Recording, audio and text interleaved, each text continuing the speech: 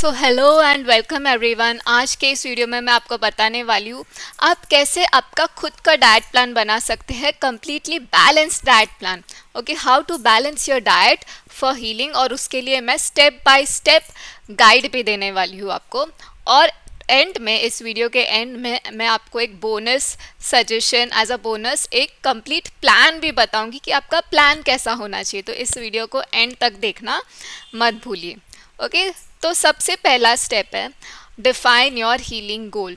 Okay, आपको पता होना चाहिए आपका गोल क्या है, लक्ष्य क्या है, आप क्यों ये डाइट को फॉलो कर रहे हो। ओके, क्या ये सिर्फ हीलिंग के लिए, आपकी रूमेटॉइड आर्थराइटिस या कोई ऑटोइम्यून कंडीशन को ठीक करने के लिए, क्या आप वेट गेन करना चाहते हो, वेट लूज करना चाहते हो, तो अकॉर्डिंगली आपको चेंजेस करना पड़ेगा, बैलेंस करना पड़ेगा आपके डाइट प्लान को। ओके, तो उसके लिए आपको बेसिक्स समझना ज़रूरी है और कुछ स्टेप्स बताऊंगी जिससे आप आपका खुद का डाइट प्लान बना सकते हो। ओके, तो डिफाइन योर हीलिंग गोल। इसके लिए मैं आपको एक एग्जांपल दूंगी। जैसे एक शिप होता है या याच होता है, जब ये अपनी जर्नी शुरू करता है, अगर इसको डेस्टिनेशन ही नहीं पता हो कहाँ जाना है, तो क्या ये अपने डेस्टिनेशन तक पहुँच पाएगा? नहीं, राइट।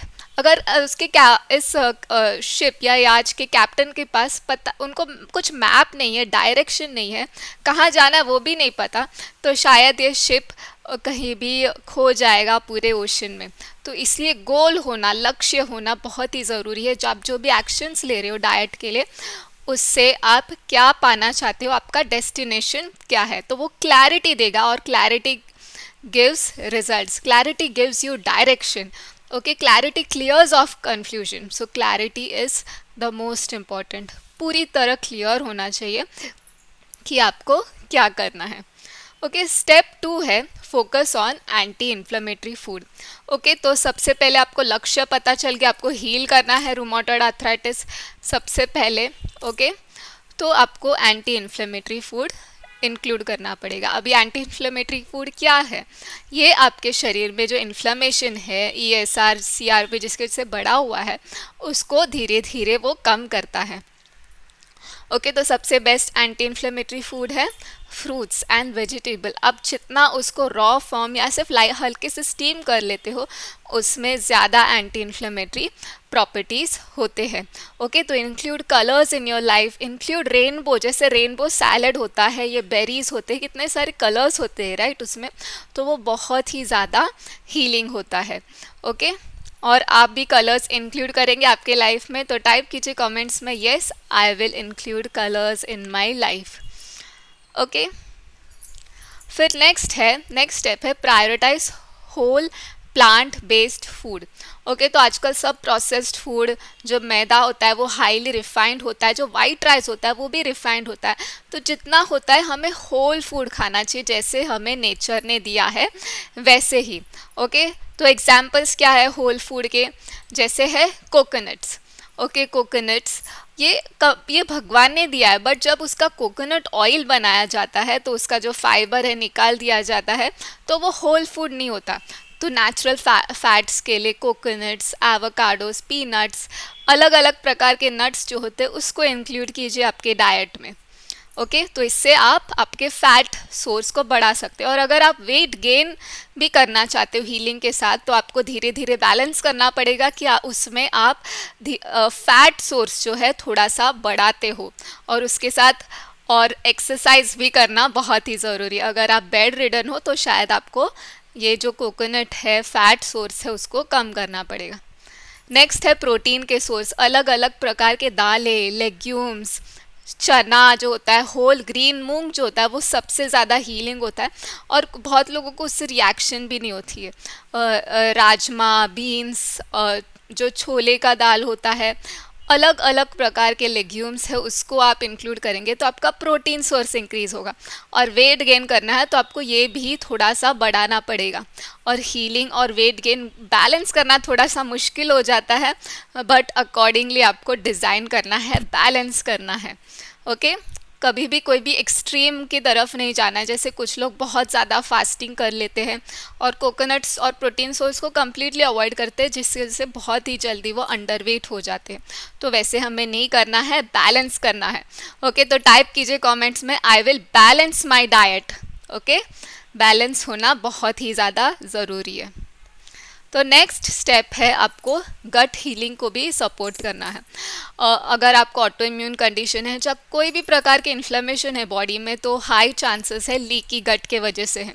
और लीकी गट के वजह से ऑटो जो भी हम खाते हैं अगर वो डाइजेस्ट नहीं होता है तो वो टॉक्सिन्स के रूप में ब्लड स्ट्रीम में चले जाता है, और हमारे जो एंटीबॉडीज़ है उस टॉक्सिन्स और हेल्दी टिश्यू के बीच में डिफ्रेंशिएट नहीं कर पाता, जिसकी वजह से इन्फ्लेमेशन और ज़्यादा बढ़ जाता है। जो और वो एंटीबॉडीज़ जो है वो हमारे हेल्दी टिश्यूज़ को, जो हमारा इम्यून सिस्टम है वो हेल्दी टिश्यूज़ को अटैक करने लगता है। इम्यून सिस्टम हमें प्रोटेक्ट करने की बजाय जो भी फॉरेन पार्टिकल है उसको अटैक करने की बजाय हमारी हेल्दी टिश्यूज़ को अटैक करता है।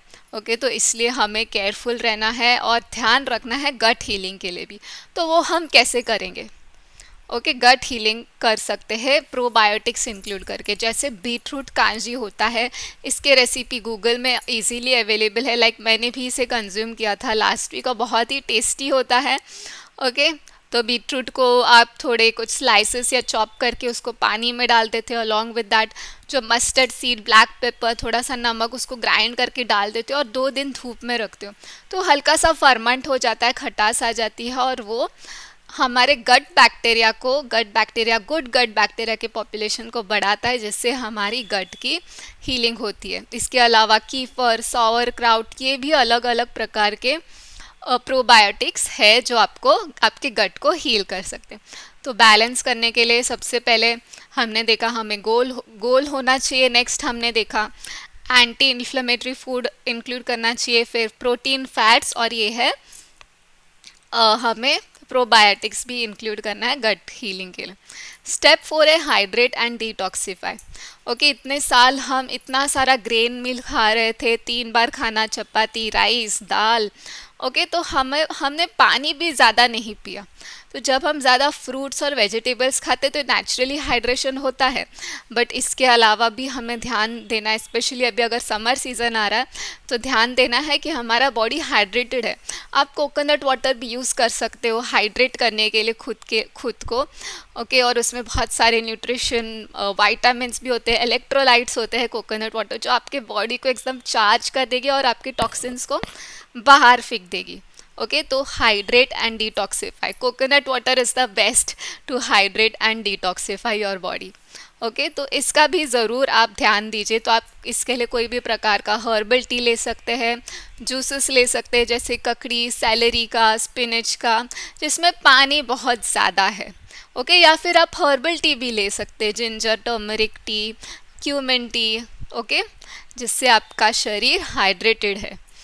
ओके, हाइड्रेशन जो वाटर है वो टॉक्सिन्स बाहर निकालने के लिए बहुत ही ज़्यादा हेल्प करता है। तो नेक्स्ट स्टेप आपको क्या ध्यान रखना है? ओके, ये तो हो गया फूड की बात। ये सबसे इम्पॉर्टेंट स्टेप है mind your meal timing. Okay, आपका टाइम, आप कौन से टाइम पे खा रहे हो वो भी ज़्यादा इम्पॉर्टेंट है। तो सबसे पहला रूल है कि सनसेट और सनराइज़ के बीच में हमें खाना चाहिए, क्योंकि उस समय डाइजेस्टिव सिस्टम बहुत ही ज़्यादा हाई रहता है। डाइजेस्टिव पावर, डाइजेस्ट करने की क्षमता, जटा अग्नि, वो अच्छी रहती है।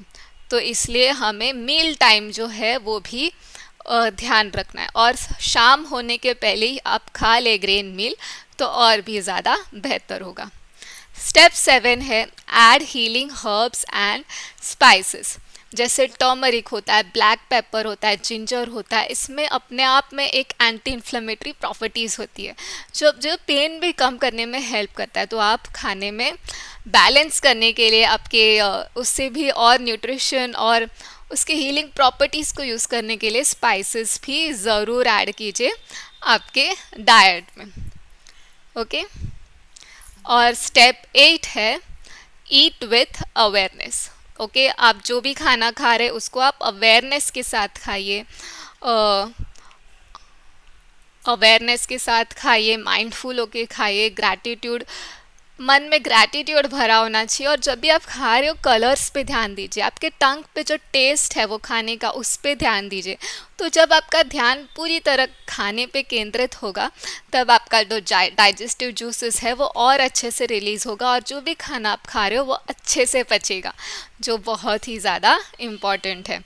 तो तो आई होप कि आपको सारे 8 स्टेप्स समझ में आए. अगर आपको समझा then type in the comments understood all the 8 steps of balancing your diet. तो आप इन सारे चीज़ों का ध्यान देंगे तो आप आपका खुद का डाइट प्लान डिज़ाइन कर सकते हैं. ओके और जैसे मैंने बोला बोनस सिंपल और sample of healing meal plan मैं बताने वाली हूँ क्या क्या होना चाहिए आपका मील प्लान. तो ये है अप्रॉक्सीमेट बट आपको आपके ज़रूरत के हिसाब से गोल के हिसाब से मील प्लान को एडजस्ट करना है. ओके तो जैसे मॉर्निंग में सबसे पहले अराउंड 8 बजे आप ले सकते हो ग्रीन जूस जो बना है क्यूकम्बर सेलरी स्पिनच और लेमन के बदले आप जिंजर भी ऐड कर सकते हो. तो आप बहुत ही क्रिएटिव हो सकते हो आपको कौन सा ग्रीन जूस पीना है उसके लिए. ओके मैंने भी अपने जर्नी में हीलिंग जर्नी में बहुत ही ज़्यादा ग्रीन जूसेस पिया था और ग्रीन जूसेस पीते ही ऐसे लगता था मेरा शरीर पूरा ऊर्जा से भर गया. बहुत ही अमेजिंग फीलिंग था, लाइट फील होता था और फील होता था कि हीलिंग हो रहा है बॉडी में, डिटॉक्सिफिकेशन हो रहा है, मन भी साफ, मन भी क्लियर होता था, क्लैरिटी बहुत ज़्यादा होती थी. तो बहुत ज़्यादा फ़ायदे हैं ग्रीन जूस के. बट ये भी हमें ओवर नहीं करना है. अगर आप हीलिंग स्टेज में हो तो ही आपको जूसेस थोड़ा सा ज़्यादा लेना है. ओके अगर आप एक्टिव हो तो जूसेस थोड़ा सा कम कर दीजिए. फिर आप जूसेस के बाद 2 घंटे के बाद अराउंड 10 AM मिड मॉर्निंग में आप ले सकते हो फ्रूट्स जैसे पपाया और एप्पल. बहुत ही ज़्यादा हीलिंग होता है.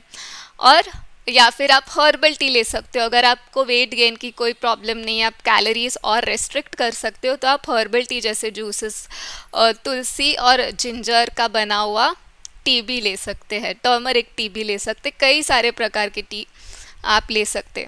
और मैंने मेरे हीलिंग जर्नी में जो पपायाज है वो बहुत ही ज़्यादा यूज़ किया था. पपायाज में भी एंटी इन्फ्लेमेटरी प्रॉपर्टीज़ है. उसका रंग ही देखिए कितना सुंदर है, ऑरेंज कलर है, विटामिन ए सी से भरपूर है.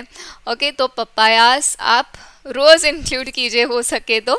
ओके और अल्टरनेट डेज एप्पल्स भी इंक्लूड कीजिए. फिर लंच में आप ले सकते हो स्टीम वेजीज जैसे मिलेट, किनुआ और मूंग की दाल के साथ. और साथ ही में आप रॉ सैलेड भी ले सकते हो कुछ लेमन ड्रेसिंग के साथ, लेमन और टर्मरिक ड्रेसिंग के साथ. पर और ये भी आप जितना वेजीज सैलेड्स आप ज़्यादा ले सको तो और ज़्यादा अच्छा होगा आपके हीलिंग के लिए. ओके तो ग्रेन्स के साथ साथ आप वेजिटेबल्स भी इंक्लूड करोगे तो डाइजेशन में डाइजेस्टिव फाइबर भी आपको मिलेगा. और जैसे मैंने प्रीवियस वीडियोस में कहा था जो वेजिटेबल्स होते हैं आप लाइटली स्टीम भी करेंगे ना उसमें प्राण शक्ति से भरपूर होता है. और जो रॉ वेजीज होता है वो और भी ज़्यादा लाइफ फोर्स से भरा हुआ होता है. तो इसलिए हमें उसका सेवन ज़्यादा करना है. बट अगेन आपको बैलेंस करना है आपके हेल्थ के अकॉर्डिंग. अगर आप अंडर वेट हो तो आपको थोड़ा सा ग्रेन्स ज़्यादा लेना पड़ेगा.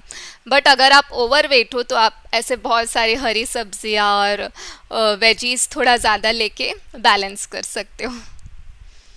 और इवनिंग में आप एंड कर सकते हो डे विथ सूप और सिंपल खिचड़ी.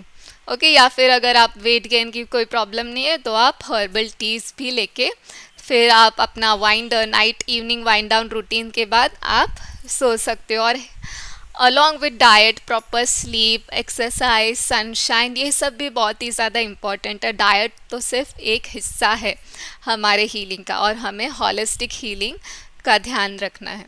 ओके और सबसे ज़्यादा मैं इम्पॉर्टेंस देती हूँ हमारे माइंडसेट को. जैसे मैंने एक वीडियो में बताया था 95% ऑफ ऑटोइम्यून डिजीजेस साइकोसोमैटिक जो मन से ओरिजिनेट होता है.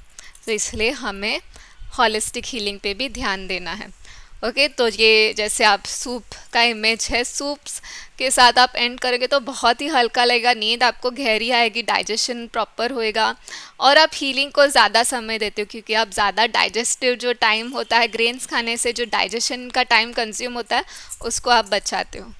ओके तो फाइनली एक बच्चों की तरह एक्टिव रहिए और हैप्पी रहिए. बच्चों से, बेबी से हमें कितनी इंस्पिरेशन लेनी चाहिए. वो हमेशा नाचते रहते और हैप्पी रहते, right. So stay active and stay happy.